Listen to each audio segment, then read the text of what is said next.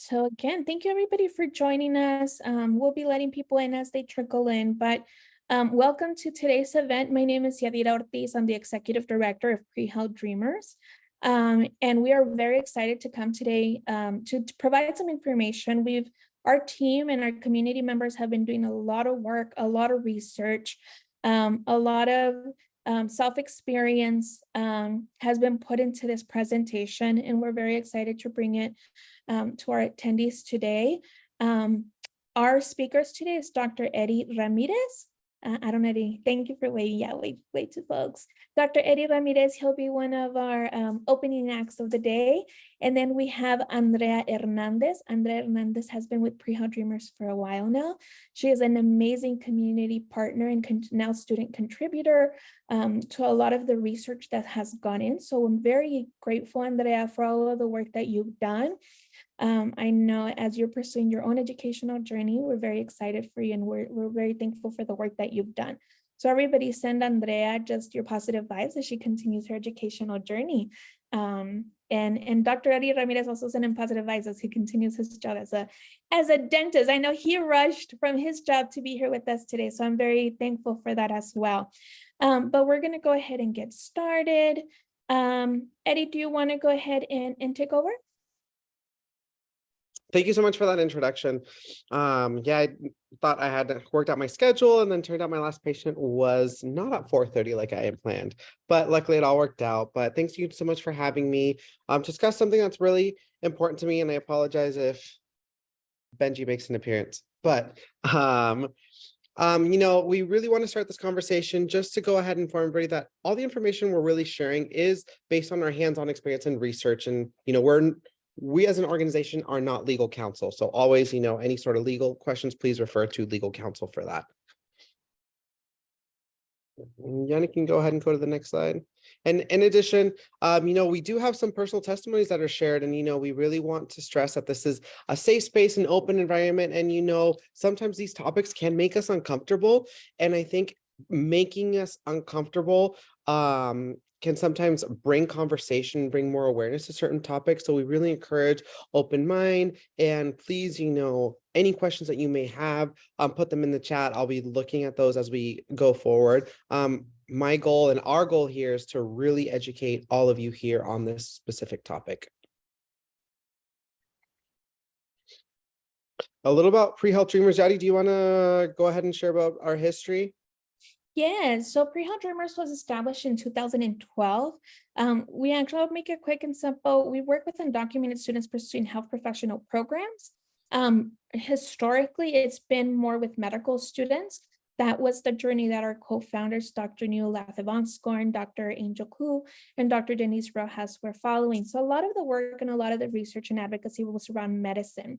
However, in the last years, especially in the last 3 years, it's expanded as we've gotten more, an increased number of inquiries from students pursuing other degrees. Then one of the main ones was dentistry, along with post-bac and nursing. And so we really had to, our resources, our research that we've done in our advocacy around these professions and how undocumented students are pursuing, which is why we're doing an event like this for you today. But we do work with undocumented students and with institutions as well. We do advising guidance for both populations, and we also do a lot of trainings, especially advocacy training for students, because that is such a vital trait to have when they're pursuing health professional programs. So I'm going to go ahead and just get started and put this word up, okay? So the word being immigration, okay? Real quickly, for those who want to kind of make this interactive, in the meeting chat, just I want you to think about what comes to your mind when you think of this word. I'll give like a 15-20 seconds to see if anybody put something in the chat here. Struggles. Good. Okay. Well, great change, education. Great. These are all great. So here's kind of the stuff that we also hear when it comes to immigration. They're taking our jobs. They don't pay taxes. It's easy to come here legally. Why don't you do that? One of my personal favorites. Just apply to be a citizen, another one of my personal favorites. And of course, the all good, go back to your country. I love that you all really put things that you know in the chat that refer to the positives of immigration. But when we started this topic on advocating for our students, both on the medical, both on the dental, just in the overall allied health realm and just pre-health realm, these are the stuff that we would get. These are comments that we received, believe it or not, from admission individuals, from universities, from, advisors at colleges that are supposed to be supporting these students. So these are the stuff that, our population that we work with here every day. So we want to take it a little bit deeper. So now I want you to think about what you think about when you think about an undocumented student. What do you think about when you think about an undocumented student? Driven, great.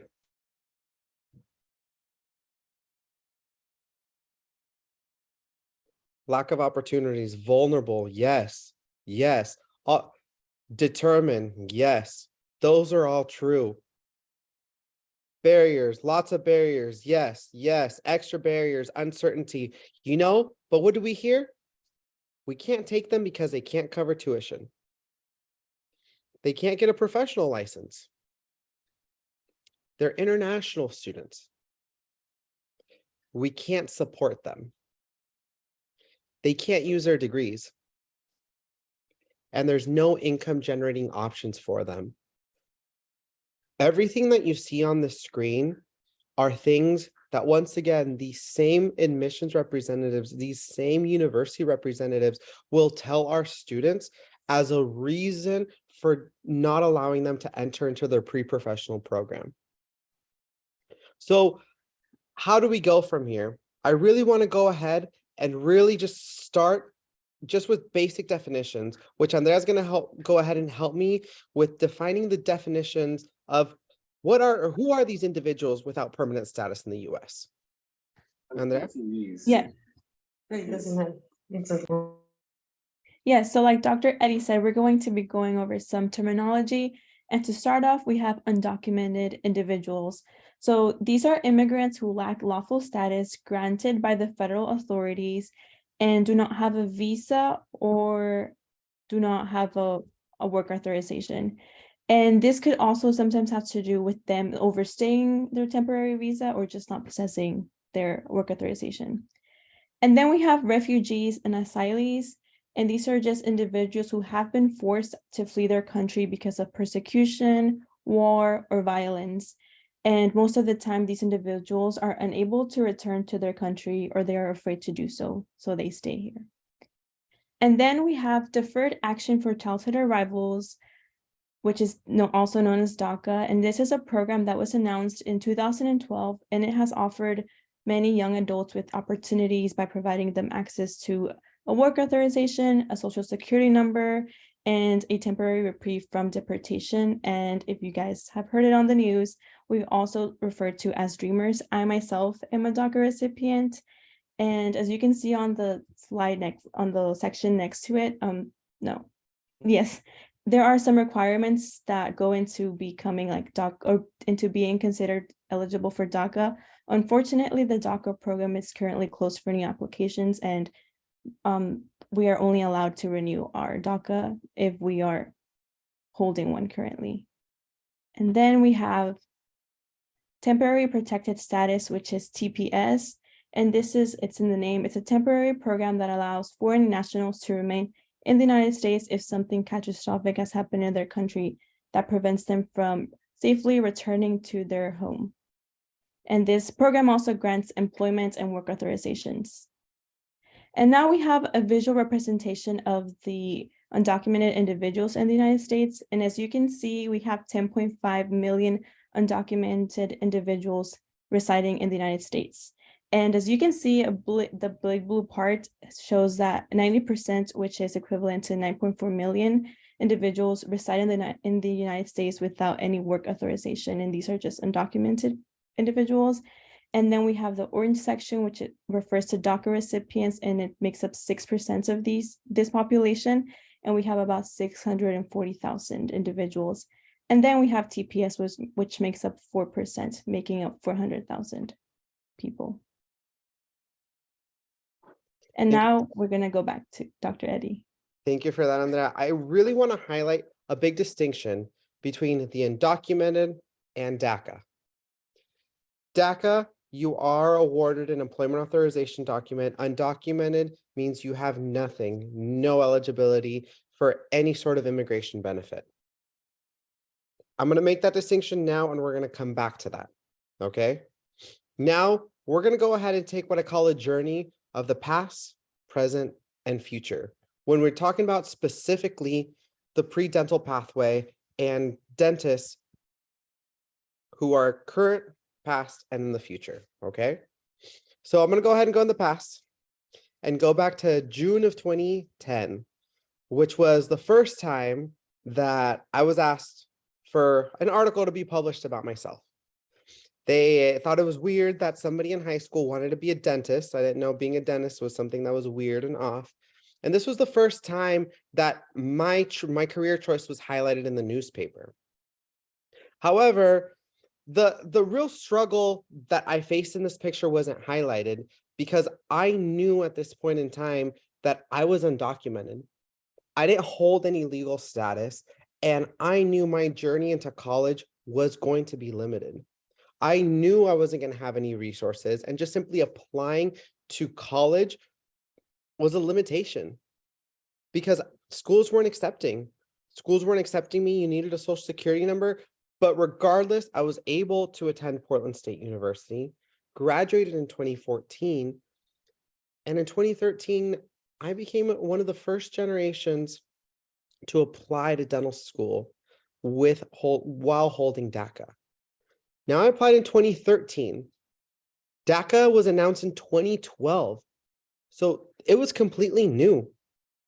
And I'll never forget a conversation that I had with my pre-dental advisor, informing her of my immigration status, informing her about my passion for dentistry. She had been working with me up to this point. I had not disclosed this specific fact, and she encouraged me to seek another career.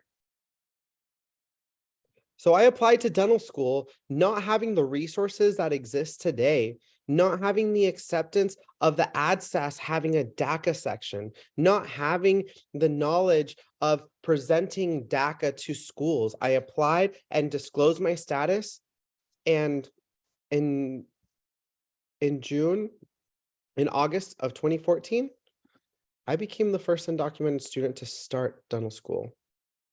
It was December of 2013 where I got my acceptance, becoming the first student to be accepted into the school, specifically Oregon Health and Science University in Oregon. And then fast forward to the next slide, and fast forward to June 2018, and I became the first undocumented student to not only graduate, matriculate, be accepted, but now practicing. I've been out almost 5 years now, which is hard to believe. Since that, a lot has changed. During my time in dental school, the Trump administration rescinded DACA.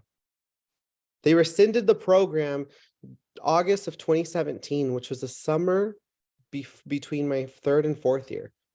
I was ready to graduate dental school and not be able to practice legally, or so I thought, because I didn't hold DACA.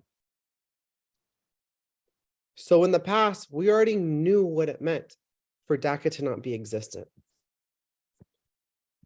Since then, during my time in dental school, I went ahead and started advocating for students like myself. I took this to the American Student Dental Association, where in 2017, I really said, if the American Student Dental Association is going to be representative of all students, we should include those undocumented who are a part of our community, who will be part of our community. And to this day, this is a part of their diversity, equity, and inclusion policy.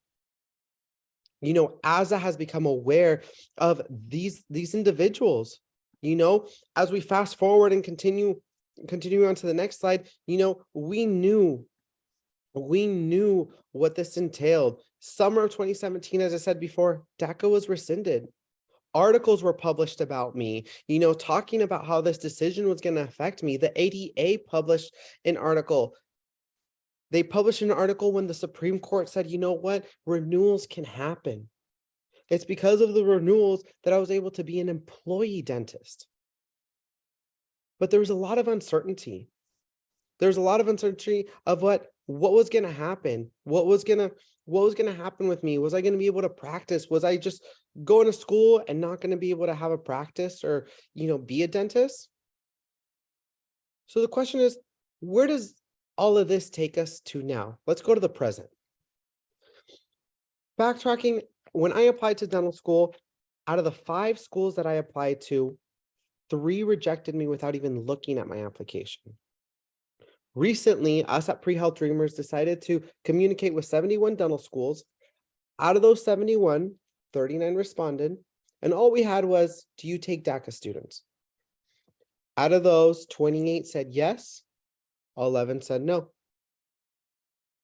Now, I really want to focus on kind of these trends because we always ask, and also I want to highlight that Andrea was the one who took on this project, so she has been doing phenomenal with this research. But one of the common trends that we found, we said, why not? What's the limiting factor? One, they said DACA was international, meaning DACA students are international students, which is not true. I worked in Portland State undergraduate admissions. International students are eligible to qualify for H-1 and B-1 visas. DACA students are not. Therefore, we aren't like international students. DACA is not a legal status. While this is technically correct, it is legal protection from deportation. So it's the distinction between what legal status you're referring to, but it grants you employment authorization. And the most common is, well, I'm just going to refer you to the financial aid to see what we can do for you. Go ahead to the next slide.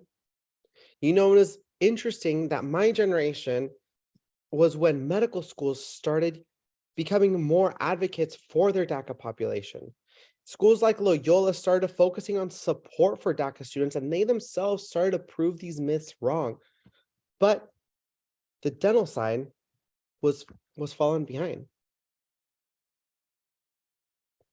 So we're going to go ahead and start going back to these things that we discussed earlier. And specifically, I want to talk about the topic of they can't get a license and they can't use their degrees. Because if we really look into it, go ahead to the next slide. If we really look at it, go back.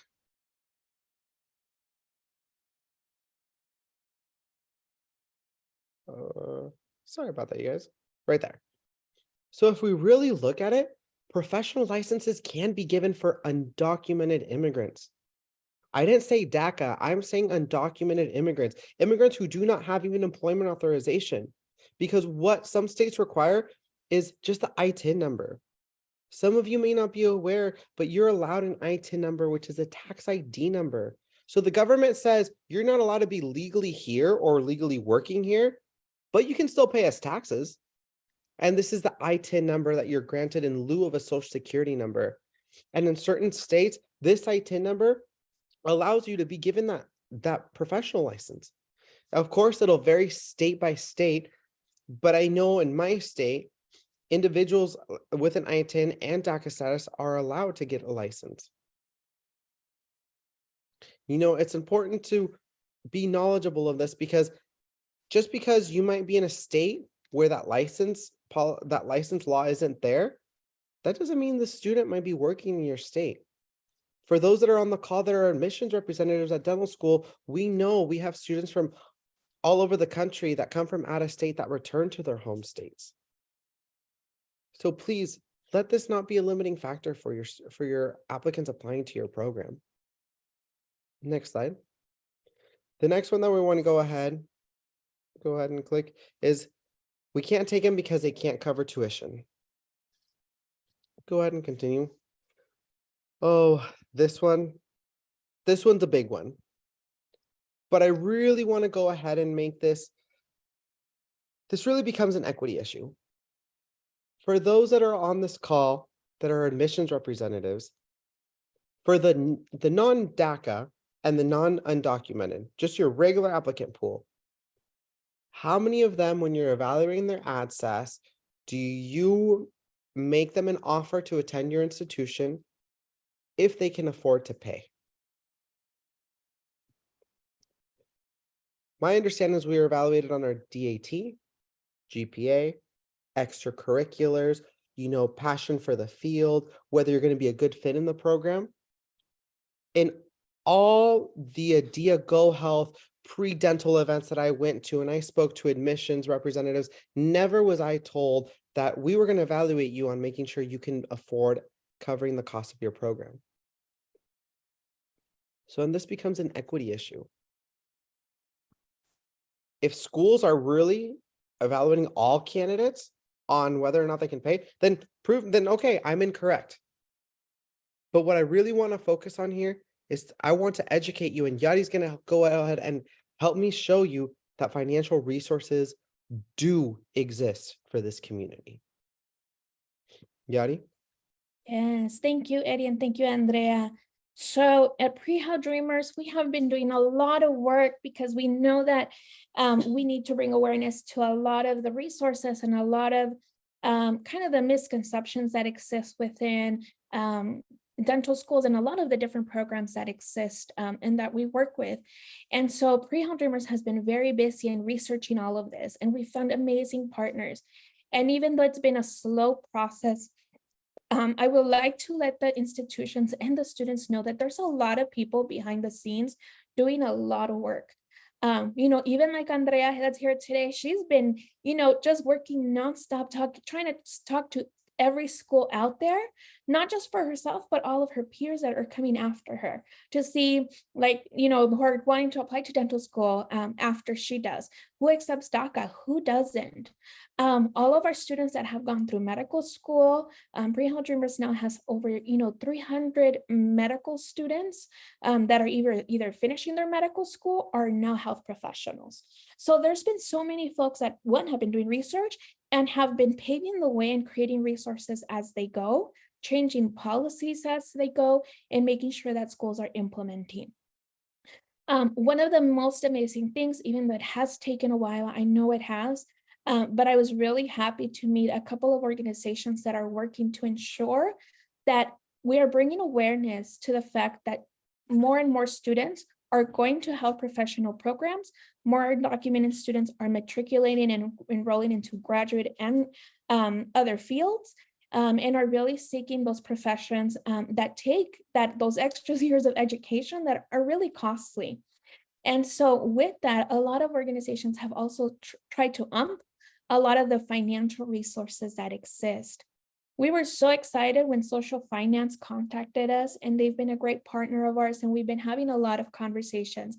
And they gave me the green light today to let everybody know that Social Finance is making loans available for DACA students or for undocumented students going into health professional programs, including dentistry. And so if you're a student here today, please make note of that. Please email us. We'll put our email down later on. But support like this does exist. For a loan like this one with Social Finance, it is available to DACA and TPS students only right now. Unfortunately, it's only for DACA and TPS.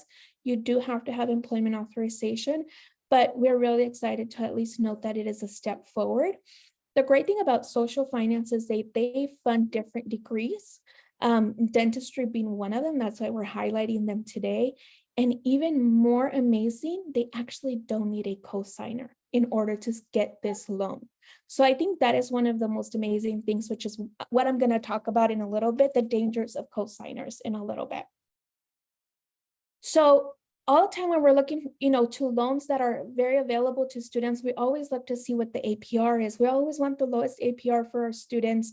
And this is one of the loans that does provide it. We're not singling out one loan, but we just thought it was a really great kind of program that students really need to be made aware of. Because again, like Dr. Ramirez said, one of the main reasons why a lot of schools deny DACA recipients and undocumented students is because they feel that they're not going to be able to support or the student's not going to be able to find a loan that's either private or commercial.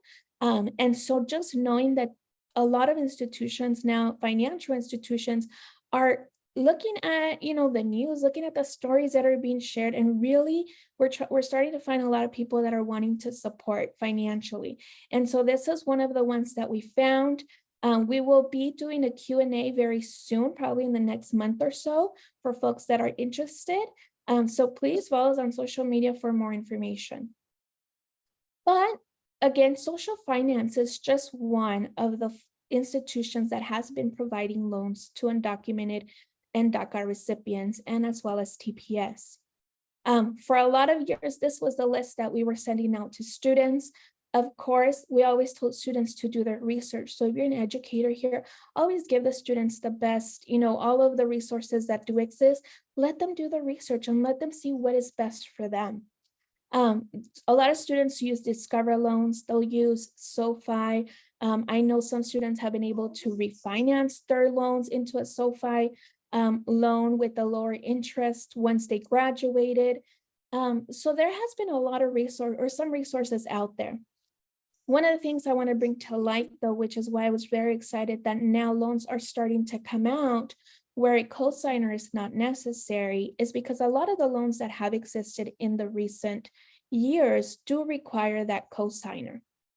And so a lot of times I hear advisors or deans or directors advising students that they have to find a cosigner in order to be able to get a loan to be able to pay for school.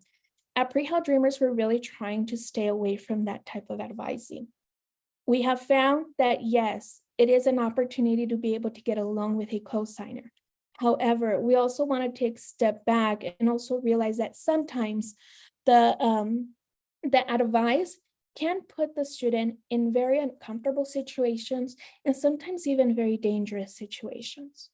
When we ask a student to go look for a cosigner, most of the time it's not going to be a parent, because this cosigner for a lot of these loans and credit cards has to be a US citizen. And most of the time it's not going to be a parent. So what we're telling students as educators is to go get a cosigner who is a US citizen. They may be a boyfriend, girlfriend, a fiance, maybe a husband will take it out, or maybe an aunt or uncle, or maybe an advisor that they've met in the last years. That's happened before, or just a friend of a friend that's willing to help, which we're very happy and thankful for the folks that have supported individuals in co-signing. However, we also want to bring light to some of the, kind of negative effects of that have happened. So a lot of times when we advise students into getting a co-signer that's a US citizen, who may not be a family member or a parent, we're also putting students in a very difficult situation where domestic violence can occur. We're putting them to kind of carry that burden of owing individuals that they really don't know. And it's a lot of money a lot of times, especially if they're going into these professional programs. So I really want to just bring to light and bring awareness around really being sensitive when we're talking about loans. Bring this to the students' attention and let the students decide on the co-signers. Let them have these conversations with family and friends. I really want to kind of try to move the conversation a little bit away from pushing the student to look for co-signers that they may not even know. I have one student who's been looking for co-signers, and if that ends up happening, they have to look for a co-signer for the 3 years that they're in dental school. Now they're going to be owing 9 people a loan. And that, again, is putting the student in a very tough situation. So we always want to work with schools to find those loans like social finance that don't require that US citizenship. But even more, we want to get creative within our campuses.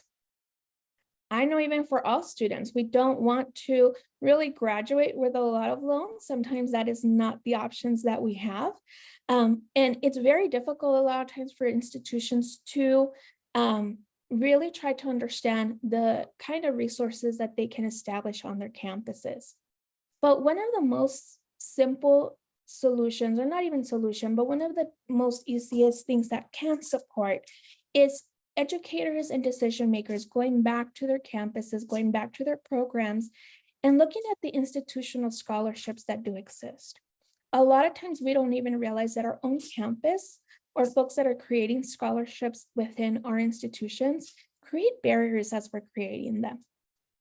When I was working in higher education, I started an emergency grant. And as I was researching the different requirements that other folks use, the different variables to see whether a student would qualify or not, a lot of times that US citizenship and residency required was on these applications. So as I was creating the scholarship for undocumented students or the emergency grant fund, I kept asking, like, why is there a US citizenship requirement? They're like, well, that's how we've done it. That's how we've always done it. So go back and question the requirements that exist for the scholarships on your campus, for the internships that exist on your campus. Are they tied to federal funding? If not, is there a way that we can just simply remove it? A lot of times it's not even about asking about creating new resources. It's about reassessing and reevaluating the ones that already do exist and make the eligibility so they're equitable and accessible for everybody. Also, we also want to see if a lot of the medical institutional loans or school loans that exist are also available to undocumented students. Again, a lot of the institutional loans are usually from funding that comes from within the school, and these are processes that the school has made themselves. So it's really great. If you guys ever want to connect anybody with self-help or social finance, which are organizations that have been very open and working with DACA recipients, please let me know. I'm happy to talk, with them and with you to see what kind of made them go into that path of supporting DACA recipients, because I know there's a lot of fears as far as loans and creating loans for undocumented students. But it's really important that we create these resources and open up the ones that already exist. As we've been talking to a lot of financial institutions and trying to pick their brain on how do we create financial support for students, or how can we make your loans available to students, and how can we make them accessible? I just want to bring awareness to a lot of the things that we've learned as we move forward in these conversations, especially if you're an educator and a decision maker. If you are planning to support undocumented students and open up, financial aid at your campus, it's always really important to look at the financial landscape. What we mean by that is how many undocumented and DACA recipients are enrolled in your program now? Or how many do you think are going to be applying in the next year? Are you able to see those numbers already? What is the cost of attendance per student? So of course, it's going to vary whether you're a public institution, a private institution, whether it's a dental school, if you hear from another program like medicine, physical therapy, of course, that also can vary the cost of attendance. So it's always important to know how many students do we have, or how many students have applied for this coming year. How much is it going to cost for them to get through the program? And then also, let's start working on percentages. How much can we provide? And start setting goals. A lot of times schools will tell us, well, we just don't have funding and that's it. So what we really want to kind of advocate for and advocate a little bit more for is that we start setting those goals. Start fundraising, start working with partners, start looking for funders. We've been working with a lot of community organizations and funders of different scholarships, and there's more and more people wanting to support and being open to working with DACA recipients and undocumented students without work permits. So it's really important for you guys to kind of just stay positive and know that there's a lot of resources out there that down the line are going to be opening up, and you guys want to be ready. A lot of times funders want to know this information. For us to partner with your school, that was very important for Loyola when they opened up their medical school loan. It's how many students do you have? How much can the school provide? And how much is the student going to need from us as far as the loan? And then a very important question that was kind of used as an example from one of the organizations that we were working with, they stated, it's really important for us to know how the school is helping the student. If the school doesn't care, why are we? So it's really important for the schools to move forward with their resources with a little bit of conviction and with a little bit of positivity, and just stating how and why it's important for your school to be able to bring in students. We're always pushing forward for the diversity and inclusion, and we want to prepare a diverse workforce in healthcare to serve the growing communities, the different communities that exist. So hold on to that and really start assessing and start making those goals. Maybe it's a smaller amount that you're going to have to grow. Work with your endowment office, see how they can help, see if there's a representative there that can support. Maybe a task force can be built to start fundraising or to start talking to funders. Maybe even start working with some of the financial institutions or the smaller credit union banks around your area. Just putting the word out there. It's not easy, it's not fast, but it's really important that we start setting goals, because undocumented students and DACA recipients, even if DACA goes away, the students are going to continue their education. Through Pre-Health Dreamers, we get more and more students through our program on an annual basis. And we know that they're going to continue to walk into your campuses.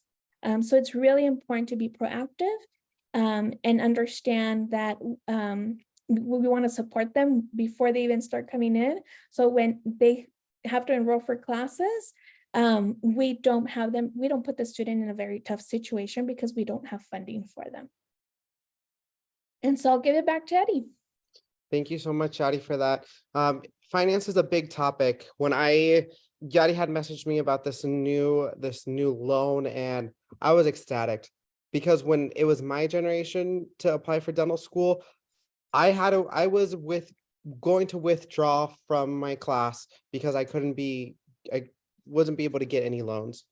And, it was because of the Scholars for a Healthy Oregon initiative, which was a public health scholarship, that I was able to get through my program. So to have these programs this one will cover all 4 years tuition, no need to reapply as long as you're in the program, and it follows the Grad Plus loans. It mimics the federal program, which would just ease the stress on these individuals. And I'm really excited. I even texted my pre-dents that got into dental school this year. I'm like, hey, check your emails, you're on this. So I'm very excited. Now, along with the finance component, you have the employment component. So I really want to touch base on really the topic of employment, residency, and income, which is the next slide. Specifically, I really want to highlight that those with DACA and TPS, they can work. Okay, they have an employment authorization document and a valid social security number, which this means they can pursue residency, they can be an employee dentist, they can go into a private practice. When you talk tax language, these individuals can be your normal either 1099 or W-2 employee. They can have their own business or work under someone. Okay, I really want to make that clear. Okay, DACA, TPS, legal authorization, valid social security number. It's like a normal individual. Okay, with the undocumented individual, we've talked about the ITIN number. Okay, the ITIN number makes you eligible to establish a business where you as a dentist can work as an LLC and be paid as a 1099. Those who are in the dental field and have seen their graduates leave their programs, when you leave, if you're going into a DSO or a large group practice or a public health clinic, you're more likely going to be a W-2 employee. However, if you're in a private realm or you're in the private practice, you'll be paid the lump sum and the taxes come different, which is the 1099 option. Undocumented individuals are able to work under this category through the 1099. It's all following tax law. It allows them to work as a licensed dentist under their business entity. I want to make sure we're able to have that distinction, because as we move forward, we're going to be seeing more undocumented students because DACA has been on hold for quite some time.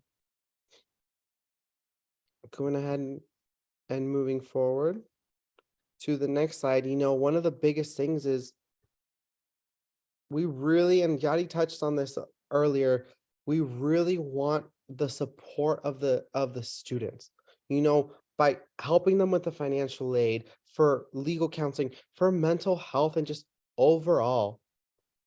While I was in dental school, those who are from dental programs, the schedule is assigned for you. I was in school 8 to 5 every day, but Fridays I had to leave clinic by 5 to make it to work at 6 p.m., to work till 2 a.m. that Friday, then wake up Saturday to be at a dental office from 8 to 3 where I worked as a dental assistant, and then I had to be back at the restaurant from 6 p.m. to 2 a.m. to work at the restaurant again. Sunday was my sleep or my rest day. Dental school was a challenge for me. Everybody asked me, how did I do it? Honestly, I don't know. Those weeks with 13 finals and work on top, I don't know. But I was able to make it. It's our passion, our resilience, and our dedication. And one thing that I will highlight was my school supported me a lot. When DACA was rescinded, the associate dean of admission at that point, brought me into his office and said, what does this mean? How can we help you? My dean at the time asked me, hey, what does this mean? How can we help you? Are you going to be able to work? Just providing that support, it goes a long ways.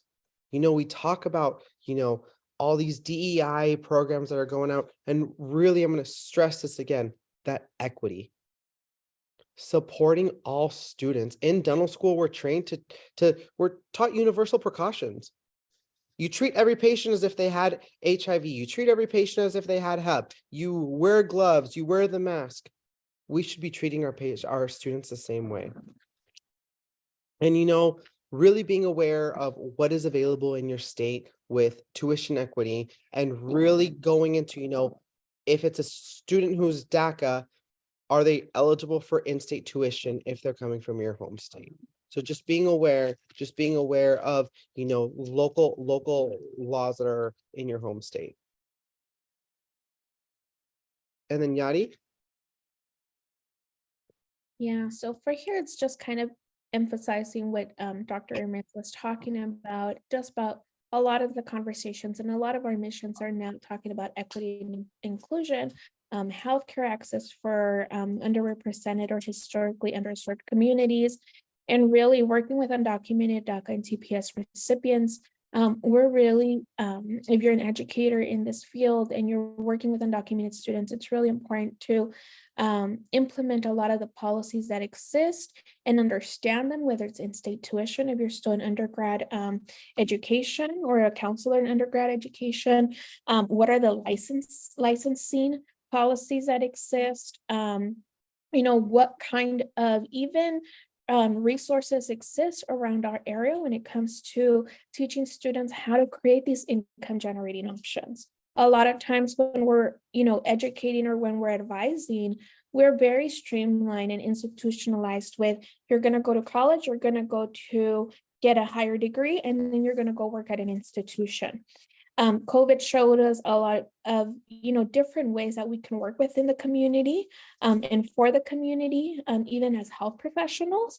And also with a lot of the new technology that's happening, a lot of our youth has a lot of amazing and great ideas on how to use their degrees and reaching larger audiences, and in this case, patients, through social media and through other types of communication realms. So it's really important that when we're working with students, we also step out of that box and start implementing a lot of the policies with kind of that fidelity and faith. And it's going to really help our campuses. We're going to be bringing in students that are culturally diverse, that sometimes are bilingual and sometimes even trilingual. And we are really working with now students that are going to be able to serve populations that really need them. The immigrant communities and undocumented communities are growing in a lot of the different states, and we really want to advance students into these professions that are going to be able to support the communities that need them the most. I think with that, I think we go back to this topic of immigration, which I know we're cutting close on time, but I really want to make you all aware on what really is currently out there. Okay, it's easy to come here legally. Why don't you just do that and just apply to be a citizen? I really want to educate you on what is the path. So which leads me to the next slide. For all those that may or may not know, is to become a citizen, first you have to become a green card holder. Now, to be a green card holder, these are the eligibility right here. Through an immediate family relative, this is a spouse or unmarried child under the age of 21, or a parent of a US citizen who is at least 21. So they have to petition for you to get your green card, and then you're allowed to get that green card.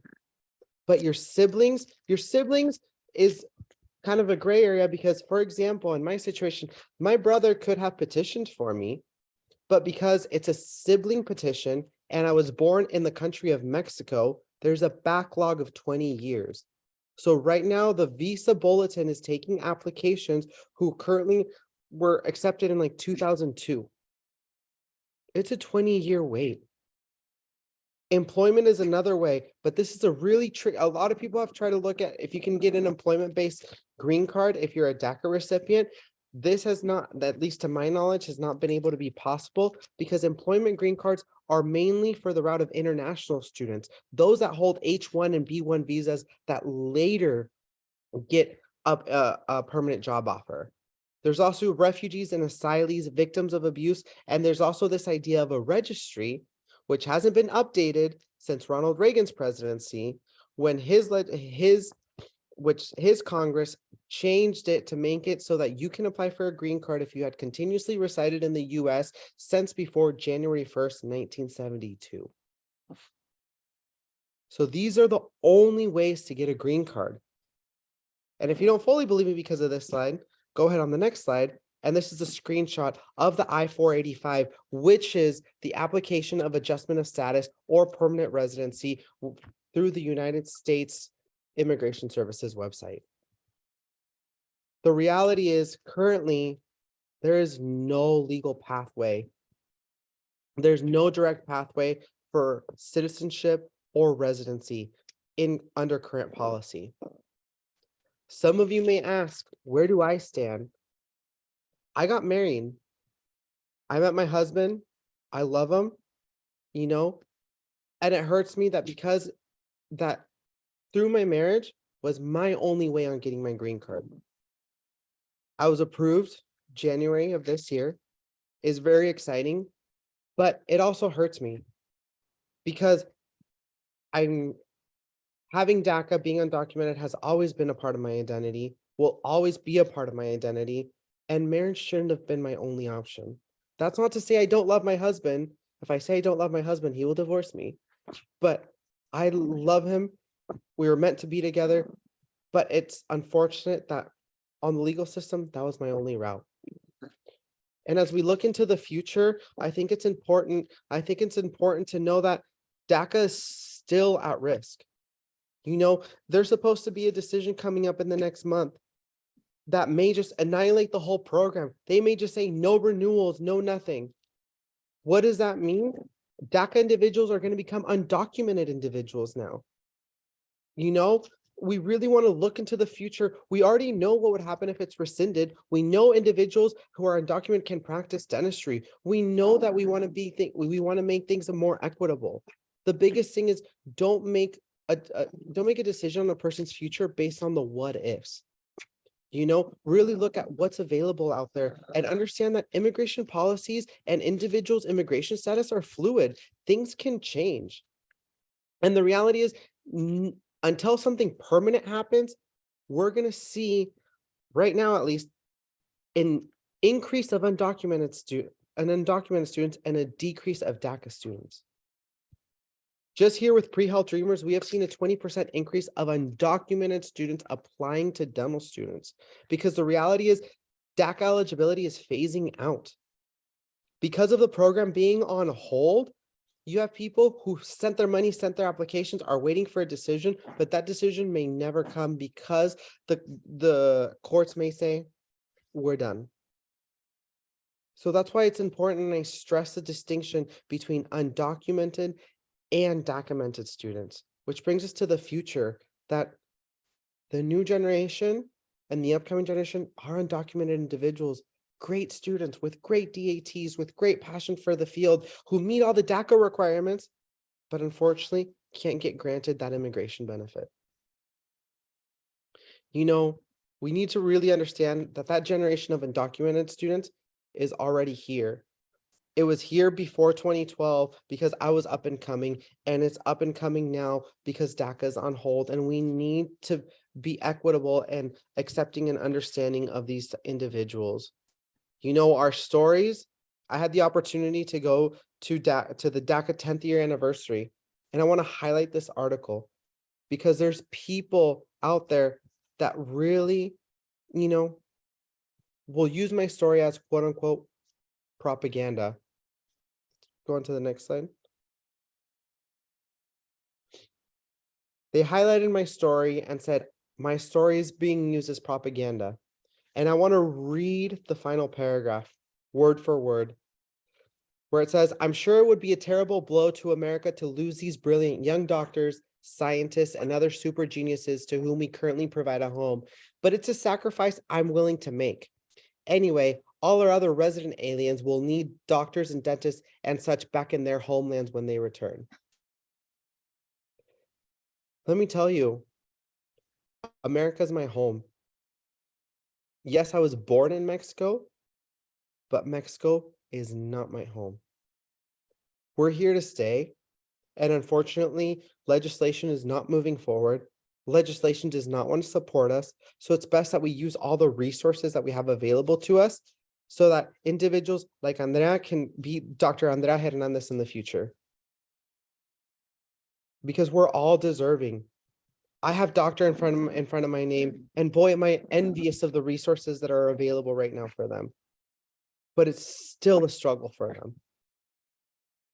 You know, we have resiliency, and if we look at the ADA's policy, Health Policy Institute, we know that this can help access to care because individuals like ourselves come from low socioeconomic backgrounds. We're more likely to return to those low-income rural areas and provide that care. You know, we're focused on really earning that DDS or DMD and really giving back to our community. And with that, I want to go ahead and, thank you all for your time. We have this document that we have available to you that we can send out that has the information available that we talked about today with more details on each individual category. But I do kind of want to open this time up for any questions you all may have.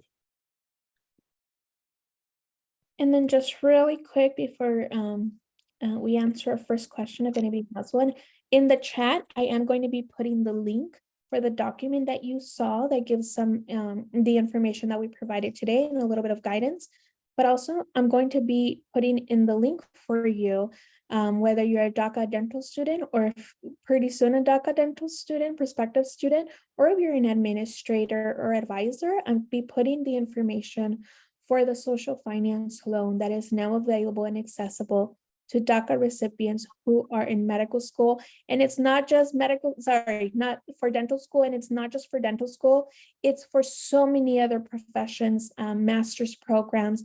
There's a list on the link that I'm going to be providing for you. So if you have other DACA students and students under TPS who are looking for that support, and right now your institution is just starting to build the support that they provide to undocumented students, while you build that support, you can also look at this loan and refer students over to them. So I'm going to be providing those two links for you, and then we'll be emailing them later on as well.